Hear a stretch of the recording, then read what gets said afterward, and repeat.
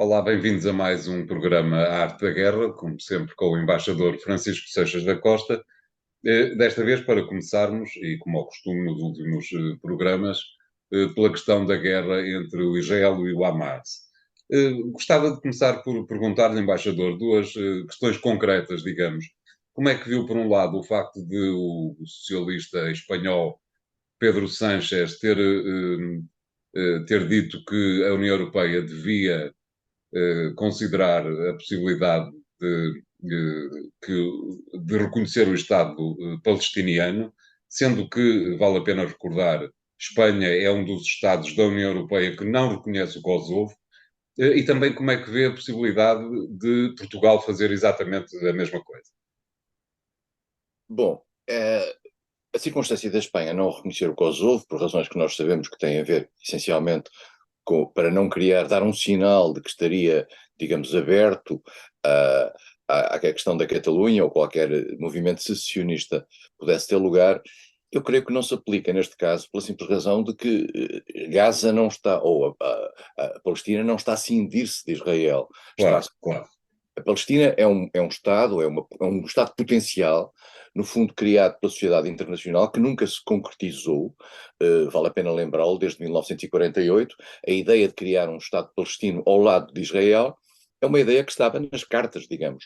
Só que isso nunca aconteceu, nunca houve condições para isso, Israel também não as proporcionou, e mesmo nos momentos em que Israel esteve mais próximo de aceitar a ideia de um Estado palestino, foi sempre um Estado palestino menos, isto é, um Estado palestino sem dimensões de soberania tradicionais de um Estado, como o espaço aéreo, como as questões de defesa e segurança e a totalidade do exercício das funções de defesa e segurança, e além disso, algumas questões fundamentais, como a questão dos rios e a questão das águas ali. E, portanto, digamos que o segundo Estado foi sempre um Estado teórico.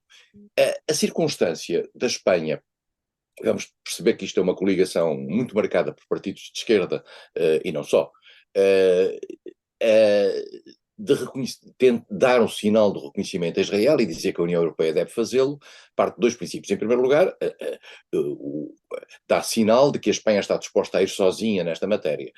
Depois, dá sinal de que a Espanha está, de certa maneira, a provocar a União Europeia, porque sabe que não há consenso dentro da União Europeia para a União Europeia reconhecer o Estado da Palestina. Quanto a Portugal tem tido nesta matéria uma posição relativamente equilibrada ao longo dos anos, independentemente dos ciclos políticos. Nós normalmente não avançamos por soluções muito radicais, mesmo que elas pudessem, digamos, abalar as coisas, porque sabemos, em primeiro lugar, Nem que. unilaterais, não é? No fundo. Não, e não é só isso, a posição portuguesa não ia ter um impacto demasiado Evidente. nesta questão. E depois, não vale a pena escondê-lo, Portugal também não quer tomar uma posição neste quadro que possa confrontar-se abertamente com a posição dos Estados Unidos. Portugal mantém sempre digamos, uma preservação daquilo que são princípios fundamentais no plano internacional, mas tem, digamos, alguma realpolitik com o seu principal aliado do Atlântico, que são os Estados Unidos. E, portanto, não acredito que Portugal siga esta posição, mas posso admitir que na Assembleia da República possam aparecer propostas neste sentido. Não acredito que o governo português o faça, e em particular agora, um governo português debilitado até março, naturalmente que não teria espaço político para o fazer. Claro. Entretanto, no terreno, embaixador, as coisas no sul de Gaza estão o pior possível, num quadro em que Israel e as Nações Unidas estão cada vez com maiores atritos entre si.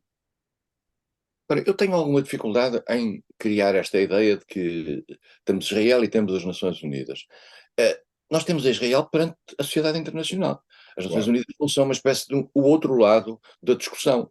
As Nações Unidas são a comunidade internacional. Nós sabemos que nas Nações Unidas há hoje um bloqueio no quadro do Conselho de Segurança porque os Estados Unidos não deixam que qualquer medida possa limitar aquilo que é a liberdade de Israel de exercer, digamos, o seu direito de defesa em Gaza, mesmo que esse direito de defesa passe determinados limites que a sociedade internacional considerava aceitáveis, necessários. E hoje em dia nós vivemos uma situação de paralisia dentro do Conselho de Segurança, como vivemos no passado recente, lembremos, com a Rússia, relativamente à Ucrânia. claro. Portanto, o secretário-geral das Nações Unidas, António Guterres, que já teve, em primeiro lugar, quando entrou Donald Trump como presidente dos Estados Unidos, e nós sabemos que os Estados Unidos são, digamos, o principal pilar no quadro das Nações Unidas, até em matéria financeira, portanto, em que o recurso às Nações Unidas por parte de Trump era ínfimo, e António Guterres teve que passar esse Rubicão. A partir disso, daí teve a questão da Ucrânia. A partir daí tem a questão de Gaza. Por um lado, na Ucrânia tinha a Rússia a bloquear, agora tem os Estados Unidos a bloquear. As Nações Unidas fazem o que podem, fazem muito, quero dizer, fazem muito, por exemplo, na parte humanitária. Nós não nos esquecemos que estão no local, estão em Gaza, muitas organizações das Nações Unidas, todas as organizações humanitárias no quadro das Nações Unidas e das suas agências, estão a fazer um trabalho possível no âmbito da ajuda humanitária, mas, naturalmente, que não podem, no plano político, as Nações Unidas estão de mãos atadas. Viu-se agora o que aconteceu com esta última resolução, em que os Estados Unidos voltaram a ficar, eu diria, ainda mais isolados nesta matéria, só votam com os Estados Unidos um conjunto ínfimo de países, 10 países, as resoluções, as abstenções são cada vez menores e, portanto, e contra os Estados Unidos ou a favor, vamos ser claros, a favor de uma trégua, de uma nova pausa humanitária em Gaza, votaram muitos países, nomeadamente a maioria dos países da União Europeia, com exceção de dois, que é a Áustria e a julgo que a Holanda, creio eu, e portanto neste momento há uma divisão dentro da União Europeia nessa matéria, mas estas proclamações, que neste caso foram na Assembleia Geral, como já tinha sido a anterior, estas proclamações são meramente retóricas. Nós sabemos que a Assembleia Geral não tem um poder vinculativo em termos de exercício efetivo da sua ação de pressão, e por isso mesmo é um tempo meramente retórico, mas é um tempo por um lado, de escândalo da comunidade internacional perante o que ali se passa, e esse escândalo tornar-se-á muito maior a partir do momento em que nos aproximemos do dia 25 de dezembro, que é normalmente um tempo que por aquela área é comemorado no mundo católico, e nós assistiremos, digamos, a uma espécie de contradição entre, por um lado, aquilo que era a mensagem para os católicos e, por outro lado, aquilo que é a tragédia que se está a viver na faixa de Gaza para milhões de pessoas que vivem num estado de fome neste momento, que vivem em situações humanitárias dramáticas e relativamente à qual não é possível fazer nada, pela simples razão de que a maior potência mundial, de certa maneira, recusa-se a fazer qualquer pressão sobre Israel para diminuir a tragédia dessas pessoas. E por isso mesmo Israel está a exercer o seu direito de defesa, passando limites que a comunidade internacional considerava aceitáveis, e pronto, e é este o estado da arte. O estado da arte, também na área do desconhecimento, manifestar-se-á também, provavelmente, quando a guerra acabar, é lá de acabar um dia qualquer, na circunstância em que, aparentemente, num primeiro momento, o governo israelita tinha considerado a autoridade palestiniana como a entidade certa para gerir no pós-guerra e depois de Israel decidir sair da faixa de Gaza, gerir exatamente o enclave, mas ultimamente parece que Netanyahu explicou que a autoridade palestiniana é uma espécie de versão soft, mas com o mesmo, com a mesma gestação, quero dizer, do Hamas. Portanto, em princípio, a autoridade palestiniana, segundo o atual governo de Israel, também não terá qualificações para ficar a gerir a faixa de Gaza, não lhe pareceu? Sim, tudo indica que sim, tudo indica que os sinais que vêm de Tel Aviv nunca são, no, de Jerusalém não são favoráveis a que a autoridade palestina possa ter autoridade sobre Gaza. A autoridade palestina foi, para lembrá-lo, afastada de Gaza, porque o Hamas ganhou as eleições. Ganhou umas eleições. Depois disso, tratou a autoridade palestina, aliás, de forma violentíssima, como é da característica do Hamas.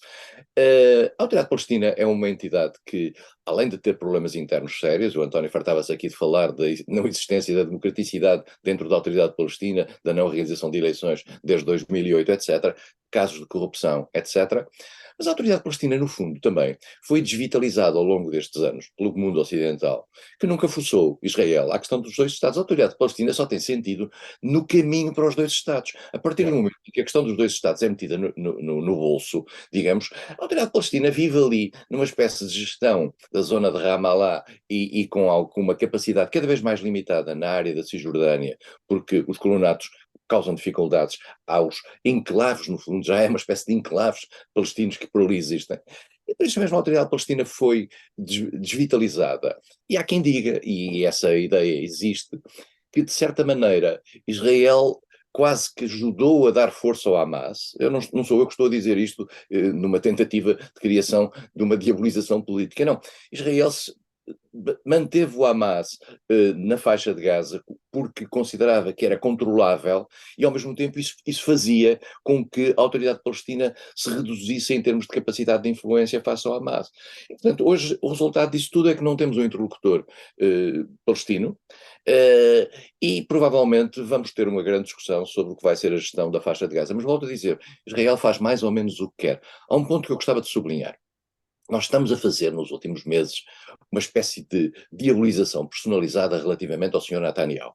Não é o Sr. Netanyahu que o culpado desta situação. Não vale a pena. Quem é o culpado desta situação, depois do ataque terrorista do Hamas, no quadro do exagero da ação em Gaza, é Israel.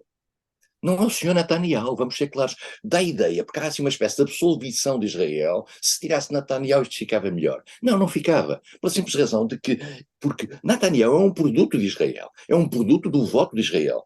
Por isso mesmo é que nós dizemos que Israel é um país democrático. Se é um país democrático e elegeu o senhor Netanyahu, é Israel quem tem que ser confrontado com esta situação. Não é agora, tirando o senhor Netanyahu, isto volta ao princípio e é tudo melhor.